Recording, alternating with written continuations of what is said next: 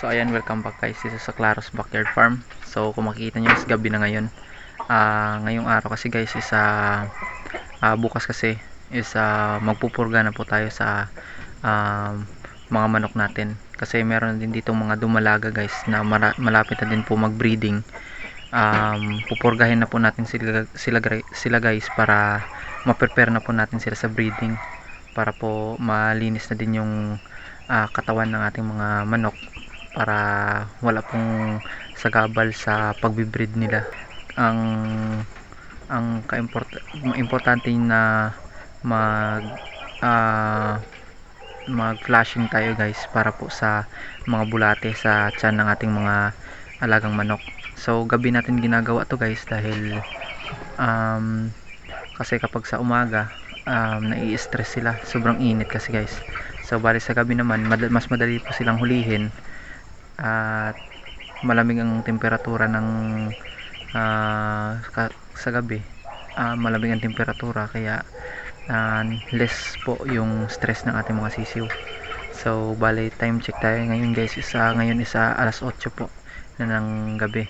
So ganyan talaga guys, wala pong tayong pinipiling oras sa pagmamanok, dahil nga po tayo lang din yung gagawa nito guys, at saka syempre trabaho natin yan at kailangan natin pag-focusan.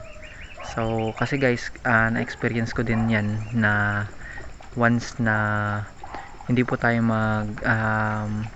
mag-flashing, or yung tinatawag na bacterial flashing, yung magpurga sa mga manok natin, tayo lang din guys yung tawag dito, yung makakaranas ng negative effect doon. Dahil nga guys, yung na-experience ko, kapag hindi po tayo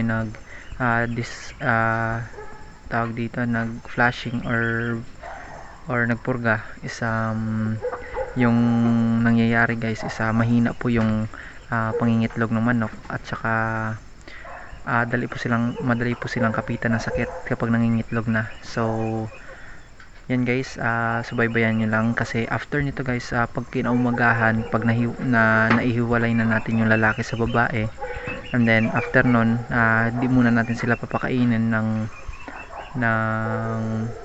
mahigit 3 hours, and then painumin natin ng tubig para sigurado, or sakto alas 6 guys, magbigay na tayo ng kasi malinis na yung butsi nila guys sa pagdating ng umaga. So magbibigay na tayo ng bastonero. So yung binibigay ko dito guys, kahit dumalaga na, powder pa rin na bastonero. So ayan. So after nyan guys, syempre after ng bastonero, yung mag-bacterial flashing, papaliguan pa natin yan guys, isa-isa. So bali dito guys, ang ginagawa ko kapag hindi na ako nagbe-breed, kasi seasonal kasi yung breeding natin guys. So kapag hindi na ako nagbe-breed, isang ginagawa ko, pinapakawalan ko sila lahat, and then kapag seasonal nila ng pagbe-breed, kahit breeders na nung una guys, binabalik ko ulit yung sistema ko. Bali iipunin ko lahat ng babae kahit na nangingitlog na, and then flashing, tapos paligo, and then aantayin kung kailan sila lumakas ulit sa pangingitlog, and then salang po natin sila sa breeding. So ayan lang guys, so huhulihin natin yung mga manok natin na mga babae, ihihiwalay na natin sa mga lalaking manok guys, at saka bukas ng umaga, ayan, magpupurga tayo. So ganito lang yung process guys, panoorin nyo lang hanggang sa dulo para malaman nyo kung ano yung tamang proseso sa pupurga ng ating mga manok. At bago po yan, shoutout po kay Sir Jonas Salazar, maraming salamat sa suporta, at syempre sa mga silent viewers natin, at sa mga gusto mong pa-shoutout dyan, free po kayong mag-comment lang dyan sa baba, at i-shoutout po namin kayo next video po. Maraming salamat, and happy farming po sa ating lahat. So bali ayan guys, yung itsura. So andyan ako natutulog kapag gabi. Ayan. So ayan, makapapansin nyo guys, dito na. Ayan yung solar natin, hindi na gumagana. So bali, sabi ng papa ko, papalitan niya yan. So andyan yung ano natin, kubo. Ayan. So ayan yung makikita nyo guys kapag gabi ho. Sobrang dilim dito pero meron doong ilaw. Hindi ko lang binuksan kasi magigising po yung huhulihin nating mga manok. So andito na yung iba guys. So ayan na yung iba. Puro halos babae po yan lahat guys, and then ihiwalay po natin yung mga lalaki. So kahit buff guys, huhulihin natin yan. So bale, hahayaan lang natin sila yan dyan guys, dahil dyan naman natin iipunin lahat. Then dito na lang kasi halos lahat naman dyan sila natutulog. Ayan. Then dito yung huhulihin natin. Ayan. Kasi karamihan dito guys isa puro babae yung andito, and then doon, and then meron din doon guys. Oh, ayan, mga lalaki po yan guys yung nandyan. Kalimitan ng mga babae is doon sa loob. So yung babae yung huhulihin natin. So ayan sila guys, so natutulog na. So ayan, huhulihin natin yun guys.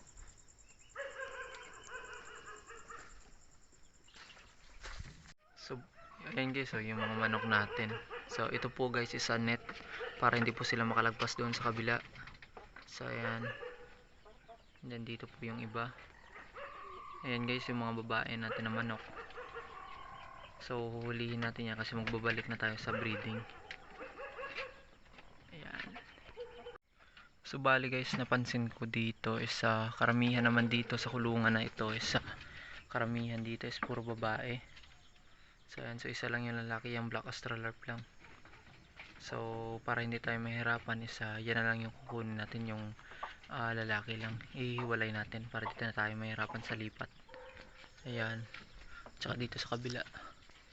Ayan, dalawang lalaki. Bali kukunin natin yan guys.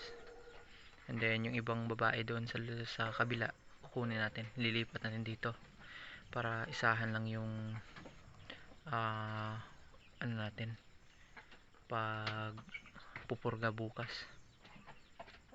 So ayan. So bali ayan guys, update po. So makikita nyo medyo antok na po tayo kasi pa alas 10 na po. So natapos po tayo sa pa alas 10 na po. So bali na ano ko na din po na tawag dito, yung mga natira nating babae sa pakasama na po yung dumalaga is abot po sa 65 piraso yung ating mga babae dito na mga Rhode Island Red at saka Black Australarp. Kasama na din po yung Buff Orpington natin, pero iilanan din po yung Buff Orpington natin dito. So mas marami po talaga isa Rhode Island Red at saka Black Australarp. So bali ito na po sila guys, papakita ko po sa inyo. And then medyo madilim na, sobrang dilim, hindi po medyo madilim, sobrang dilim na po dito guys. Ipapakita ko na lang din po sa inyo bukas po, kasama po nung gagawin po natin pag dideworm sa kanila. So ayan. So bala yan po sila guys, kasama na po yung mga dumalaga dyan guys. Ayan. So bala yan guys. So ayan din pa yung iba. So hindi po natin masyado makita, so bukas ko na lang po yan guys ipapakita sa inyo. So ayan, kasama na po yun dito guys. 65 po silang lahat. And then bali guys, sobrang hirap po kasi dito mag cleaning. So ayan. So ayan po yung mga breeders natin dati. Ayan, so bali yan na po natin yung guys. Uulitin po natin ulit yung mga lilinisin po natin yung mga kulungan nila kasi balik breeding po tayo guys. Ayan. Bali ayan po yung iba. Ayan. Bali nasa 65 po silang lahat guys. So ayan sila guys. So ayan. So bali update ko kayo bukas guys kasi sobrang gabi na din. Then bukas na natin ipagpatuloy. So ayan guys. So good morning guys. Ngayon is umaga na. So ngayon guys ipapakita ko po sa inyo yung mga manok na naihiwalay natin kagabi. So ngayong araw guys is time check tayo is alas 9 na at time na din ng papainom sa kanila ng pamurga. So yung gagamitin natin guys is hindi po tablet kasi medyo marami po, magagastusan po tayo kapag tablet po yung ginamit natin. Ito po kasi guys, nasa 65 piraso po yung mga babae natin. So kapag gumamit tayo ng tablet guys, kasi yung andito guys nasa 17 pesos yung isang piraso ng astig. So medyo mahal guys, kaya kapag kasi yung binili natin is powder tayo ng bastonero, marami na po yung makakainom. So bali yung technique dun guys tatapangan lang po natin yung timpla ng bastonero. So ayan guys, yung ilalagay natin dito so ipapakita ko muna sa inyo guys yung mga manok natin na mga dumalaga, at saka yung dati nating mga breeders, para mapurga na natin, at saka maisalang na natin siguro by next month ito guys, magsisimula na ulit silang mangitlog, at saka magle-lay na po yung iba dito ng pangingitlog. So magre-ready na lang tayo, at saka bukas magpapaligo tayo. So ayun na naman guys, iba-vlog natin yan yung kung paano magpaligo sa ating mga alagang manok, para mawala po yung mga kuto nila o yung mga hanip. Ayan. So ayan guys, ipapakita ko muna sa inyo yung mga babae natin, mga alagang manok. So bali ayan po guys, yung mga iba natin mga babae. Ayan. Ayan. Saan po sila guys? So bali guys, kakatanggal ko lang din ng beddings nila na mga rice hull, kasi nga po sobrang dumi na din guys. So bali mamaya refill ko ulit yan.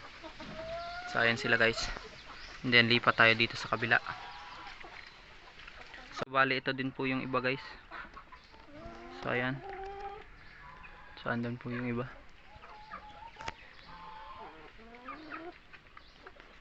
So andito, tsaka andito po guys yung iba nating mga manok. So ayan. So ayan guys, madumi pa yung mga kulungan natin. So bali linisan ho ulit natin yun guys. So bali nalagyan na natin ng tubig guys yung mga water nila. So ang gagawin natin guys magtitimpla na tayo ng pang deworm. So ito yung gamit natin guys, bastonero po yan. So ayan, bastonero. So 20 pesos po yung isa. So baling gagawin natin guys tagdadalawa po yung kada isang kasi 4 liters po ito guys yung tubigan nila. So dadalawahin natin ng bastonero para matapang.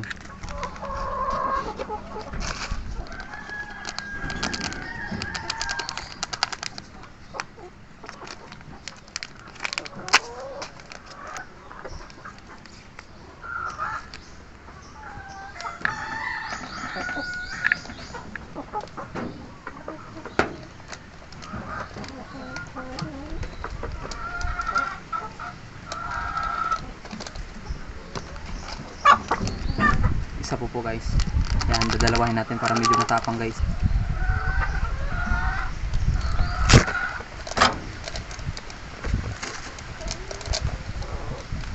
So bali ganyan po yung itsura niya guys, kulay blue po yan. So ayan. So bali yung gagawin natin guys, hahalo lang po natin. So bali nakahugas na din ako. Hahaluin lang natin sa kamay guys.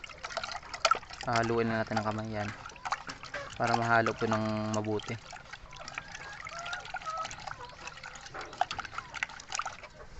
Yan. So after natin mahalo guys, ganyan lang guys, pwede na po natin itong painom. So bali ayan na po lahat guys. So bali itong dalawang half na to guys, ito po yung sa dalawang kulungan na mga nasa 10 piraso lang yung babae doon. So ito is para sa 10 babae, at saka ito is mga nasa mahigit 30 or 40 piraso, mga ganito dito banda. Madami kasi dito. So ayan, papainumin na natin guys. So bali dito sila guys, papainumin na natin. So ayan, then yung isa pa, kasi uhaw na yan sila guys. So bali papainumin na natin yung iba. So ayan. So after nyan guys, pwede, after 30 minutes pwede na din po tayong magpakain sa kanila. So ayan, yung purpose lang po natin yan guys is ma-flashing lang po yung mga babaeng manok. So ayan, hahayaan muna natin makainom lahat guys bago nahayaan natin ng ilang minuto, and then magpapakain na po tayo. So ayan, so bali ayan na po sila guys. So papainumin na din po natin yan para ma-ipurga na din natin. So ayan, umiinom na sila guys. Yan. So bali after nilang mainom din yan guys, gagaya din ng procedure na gagawin natin doon sa kabila. After nilang makainom, magpapaano na din tayo guys, magpapakain. So ayan, and then dito na naman guys, papainom tayo. So ayan, umiinom na din sila. So ayan, papaubusin lang natin guys at saka tayo magpakain. So bali ayan guys, tapos na yung 30 minutes natin na painom sa pag-deworm ng ating mga manok. So after 30 minutes guys, magpapakain na po tayo. So bumili na ako ng panibagong feeder nila. So ayan, lagyan natin.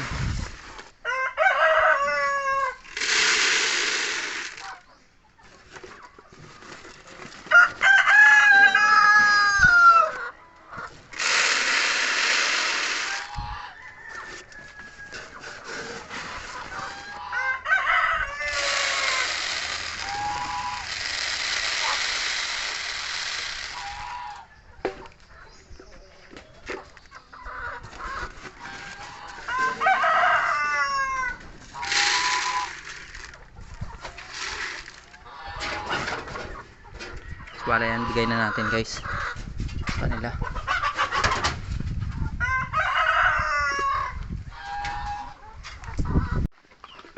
So wala yan na guys, nabigyan na natin sila ng pagkain. Ayan, so nakaagawan na sila. So ganyan lang guys yung pag process ng purga natin sa kanila. Yung sa kabila naman guys, yun dyan, bibigyan natin ng pagkain. So bali dito guys sa kabila, magpapakain ulit tayo dito. So bali yung makikita nyo guys, oh, ayan, ubos nila yung bastonero na pinainom natin. So magandang senyales yan guys na madideworm talaga at walang matitirang bulate sa tiyan ng ating mga manok. So ayan guys, bigay na natin ito. So ayan, gutom na yung mga yan kasi hindi pa yan nakakain. Ayan. So ayan, ito rin, ubos yung pagkain nila. Ay, ubos pala yung konti na lang yung natira sa tubig. So bali, lagay na natin yan dyan. So ayan, yan guys, so yung mga buff natin, yan, breeding ulit natin yan.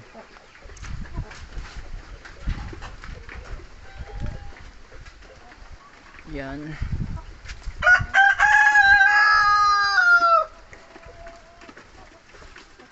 Yan. So bali mamaya guys is maglalagay na ako ng Rizal dyan para po sa mga, para syempre maging malinis ulit yung sahig nila. Yan to. So ito yung brooding natin. So ayun guys, time check tayo ngayon. So ngayon is alas 2 na po ng hapon, So kakagaling ko lang din sa gilingan ng palay guys. Kumuha kasi tayo ng Rizal. So bali kumuha na po tayo para po dito sa ating kulungan ng mga na-deworm, dahil nga yung kanilang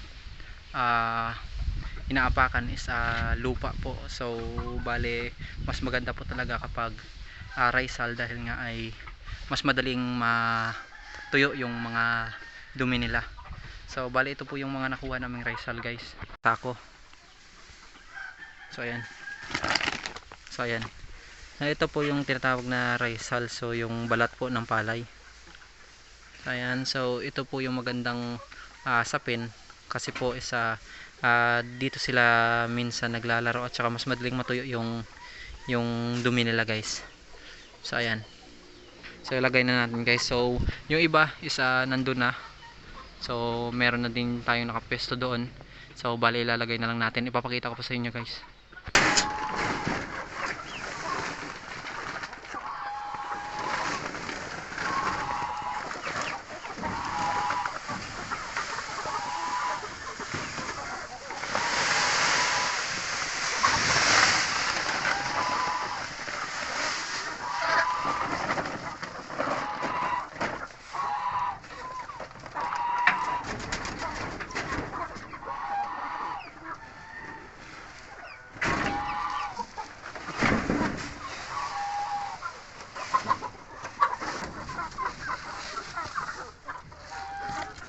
Ayan guys yung mga manok natin. So ayan na yun guys, yan yung maganda, yung meron pong rice hull yung sapi nila, para hindi din po sila ma-stress. At saka na tawag dito, meron din kasing effect yung mga dumi nila guys kapag naaamoy nila. So ayan, so bali dadagdagan natin itong hapunan nila. So ayan, meron na guys. So ayan, hindi sila natatakot sa akin guys, natatakot sila dito. Ayan po pangalan po nito Louie. Ayan, ito po yung aso namin na nabili ni Papa. Ito po ay Belgian Malinois. Ayan. Sobrang pasaway nito guys. Ito po ay bantay sa farm. Ayan. Yeah. Ayan. So doon naman tayo guys sa kabila. So ayan, makikita nyo guys, sobrang laki na yung mga dumalaga natin. Yan, dami doon.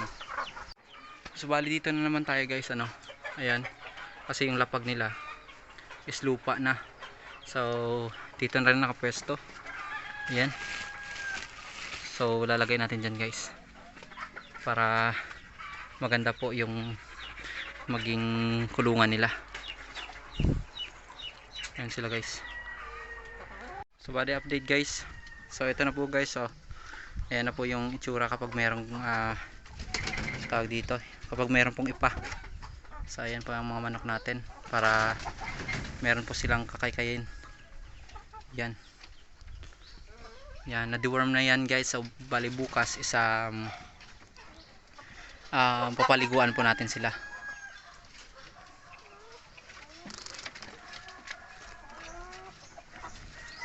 So ayan, ito na po yung sa kabila.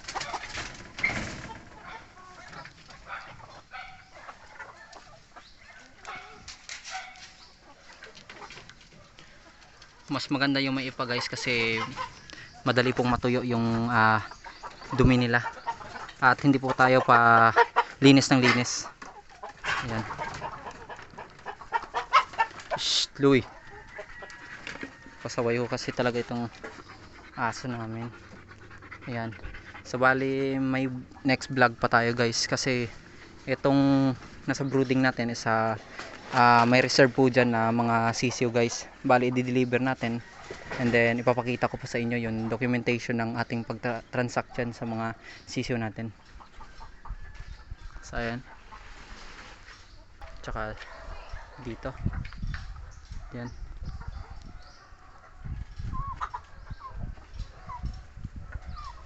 Unti-unti na nilang kinakaykay guys.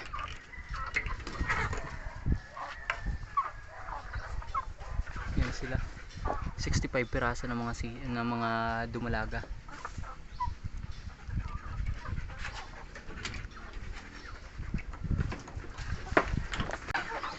So bali andyan naman po guys. Sana po meron po kayong natutunan ulit sa ating konting video. At yan lamang po guys yung tips ko po kung paano po yung proper na pag-deworm sa ating mga alagang manok. So bali bukas guys, papaliguan na lang po natin sila, and then ready to breed na po sila ulit. So ayan guys, antayin lang ulit natin sila mag-breeding ulit, at saka tayo ay magsasalang ulit sa incubator.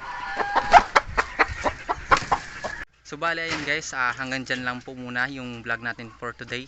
At sana po meron po kayong natutunan sa munting tips natin ngayon sa proper deworm po ng ating mga manok.